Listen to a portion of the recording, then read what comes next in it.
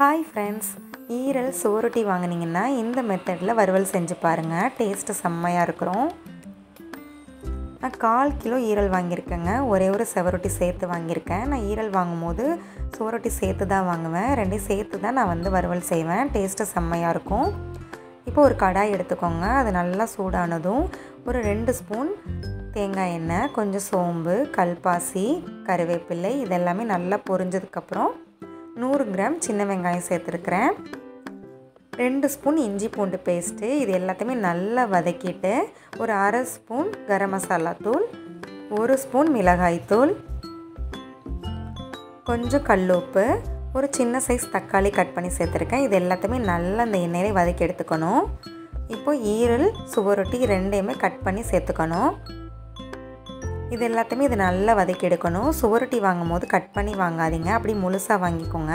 நல்லா கொதிக்கிற சுடு தண்ணியில் இந்த சுவரொட்டியை சேர்த்துட்டு கொஞ்சம் மஞ்சத்தூளையும் சேர்த்துட்டு ஒரு 5 நிமிஷத்துக்கு நல்லா கொதிக்க வச்சுருங்க. அதுக்கப்புறம் கட் பண்ணி சேருங்க. இப்போ இது எல்லாத்தையுமே நல்லா வதக்கிட்டு கொஞ்சம் மஞ்சத்தூள், மிளகு, சீரகத்தூள் ரெண்டையுமே சேர்த்து அரைச்ச தூள் சேர்த்துருக்குறேன். இதையும் நல்லா வதக்கி எடுத்துக்கோங்க. இப்போது ஒரு 1/2 டம்ளர் தண்ணி சேர்த்துட்டு இது நல்லா மிக்ஸ் பண்ணி விட்டு மூடி போட்டு ஒரு 10 நிமிஷத்துக்கு நல்லா லோ ஃப்ளேமில் வச்சு குக் பண்ணி எடுத்துக்கோங்க.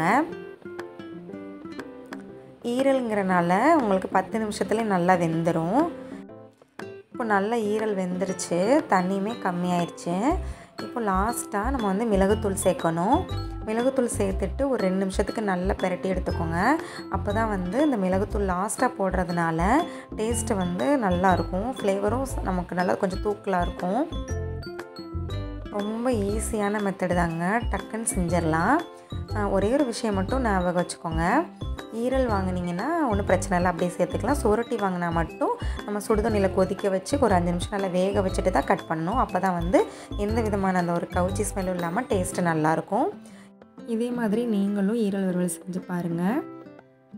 இந்த வீடியோ உங்களுக்கு பிடிச்சிருந்துச்சுன்னா லைக் பண்ணுங்கள், ஷேர் பண்ணுங்கள், மறக்காமல் சப்ஸ்கிரைப் பண்ணிடுங்க. தேங்க்ஸ் ஃபார் வாட்சிங்.